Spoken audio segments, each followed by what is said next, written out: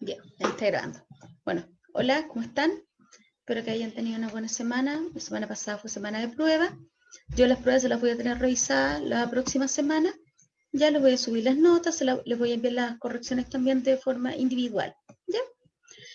Ahora, respecto de la clase de hoy, nos vamos a ver más tarde en la clase sincrónica. Hoy día el team ha estado teniendo hartos problemas, así que nos vamos a ver por plataforma Zoom. No necesitan tener conectada la aplicación para que no se preocupen, ¿ya?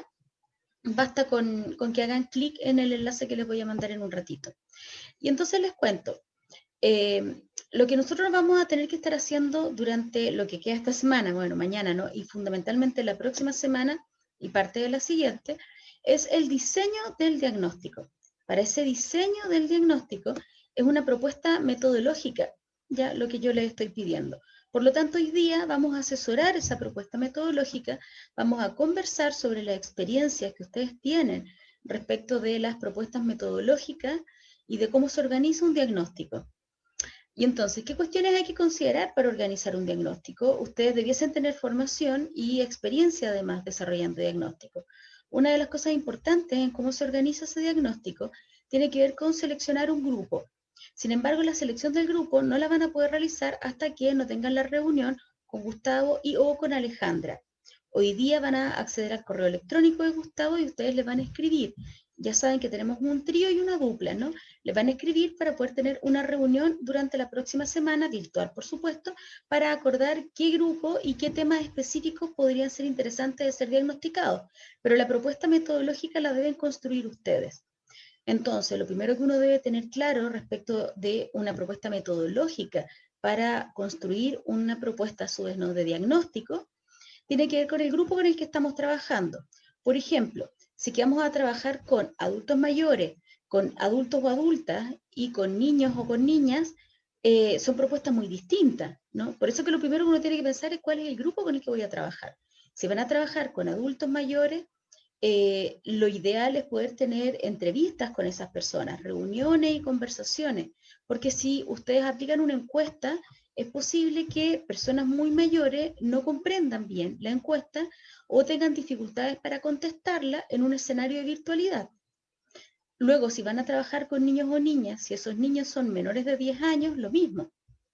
Aplicar encuestas debajo de los 10 años es muy difícil, pero una entrevista abierta con un niño o con una niña también es muy difícil. Entonces, en general, uno les pide que hagan dibujos, uno entrevista también a sus familias para preguntarle cosas a esos niños, le pregunta a los niños y a las niñas cómo ha sido su día, qué le gustaría mejorar en su entorno, por ejemplo, ¿no? Mientras que ya podemos diversificar una batería de instrumentos para realizar un diagnóstico cuando nos encontramos con personas adultas, ¿no? Y podemos efectivamente realizar, mezclar, por ejemplo, ¿no? Realizar encuestas, hacer entrevistas, analizarlas buscando esos nudos críticos. Es importante que ustedes sepan que a diferencia de una investigación, en un proceso diagnóstico, ustedes pueden combinar estrategias, ¿no? Ustedes pueden hacer entrevistas individuales, grupales, grupos focales, pero también pueden hacer cuestionarios, encuestas, también pueden hacer estrategias más proyectivas, por ejemplo, con niños y niñas y pedirles que dibujen, ¿no? Por ejemplo, su barrio, su entorno, su contexto, cómo les gustaría que fuera. También pueden pedir informes de diagnósticos anteriores y todo eso analizarlo junto, porque no es una investigación que tenga fines de producción de conocimiento, es un diagnóstico y los diagnósticos suelen tener una amplia diversidad de estrategias metodológicas para recoger información. Ahora bien, lo primero, ¿no? Antes de incluso hacer el diagnóstico propiamente tal, es diseñarlo. Y para diseñarlo, ustedes necesitan familiarizarse con la organización. El proceso de familiarización, ustedes ya lo han estado abordando en las clases con Luis. Y en este proceso de familiarización existe algo que los psicólogos y psicólogas en terreno llamamos proceso de socialización, ¿no?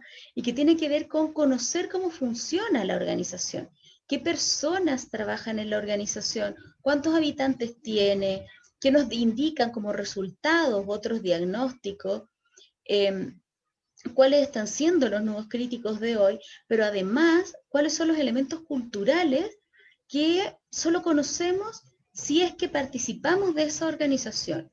Por ejemplo, a qué hora se desayuna, si hay desayuno juntos, ¿no? Si en realidad es en la celebración de los cumpleaños, en donde se genera mucha información, tiene que ver con cosas culturales cotidianas, la familiarización, ¿no? Es como cuando tú llegas a una organización o una comunidad y de repente te invistes, ¿no? Quedas como plasmado, quedas como embuido, ¿no? En toda la experiencia subjetiva y colectiva que tiene participar de una organización o de una comunidad, que son cosas que son códigos culturales implícitos, que no están dichos.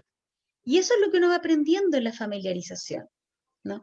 Por lo tanto, la invitación también es que durante el tiempo que vamos a empezar a trabajar en este proceso diagnóstico, ustedes también desarrollen alguna práctica de familiarización. Por ejemplo, la próxima semana que no tenemos clases sincrónicas, ustedes van a juntarse con Gustavo y Alejandra, o con Gustavo o Alejandra, ellos son los que lo van a determinar, ustedes le van a escribir a Gustavo, ¿no? Se van a juntar y se van a ofrecer también de asistir a alguna actividad, por ejemplo, a alguna asamblea, a alguna reunión, ¿no? Cualquiera esta sea, no con el fin de que ustedes tengan un liderazgo en ese espacio, sino con el fin de comprender, de ir analizando, ¿no? De ir como tomando un termómetro, ¿no? De qué elementos implícitos se están dando en esa interacción. Y ahí se van a ir dando cuenta que hay elementos implícitos que pesan mucho más que el contenido de lo que uno puede conseguir en una entrevista. Y esos elementos implícitos de prácticas informales pueden ser aún más determinantes que la información que obtenemos cuando aplicamos una encuesta o hacemos una entrevista. Por lo pronto, lo importante es que empiecen a revisar qué estrategias de diagnóstico ustedes conocen, han desarrollado, han implementado, y esas estrategias de diagnóstico las podamos conversar hoy día en el momento de la clase sincrónica, para que empecemos a hacer una suerte de boceto, ¿no? De todas las herramientas con las que contamos para levantar información. Y luego ya veremos qué herramientas tenemos para analizar esa información.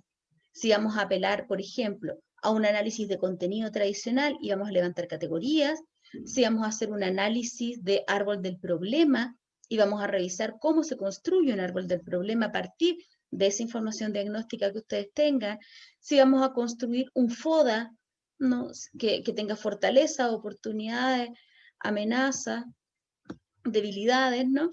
O vamos a construir otra estrategia, ¿no? Vamos a revisar en clase qué estrategias de análisis existen, más participativas, otras menos participativas, de qué nivel de participación estamos hablando, pero por lo pronto ustedes tienen que pensar en algo que les permita a ustedes recoger información, considerando que no conocen la organización más allá de la presentación que nos hizo Gustavo, de la devolución que hicieron estos practicantes, no, pero ustedes tienen que acceder a esta organización de primera fuente, ¿no? De primera mano, vincularse con actores claves, identificar entonces junto con Gustavo y Alejandra cuáles van a ser los principales actores con los que se van a empezar a vincular y cómo esos actores los van a ir llevando a otros actores.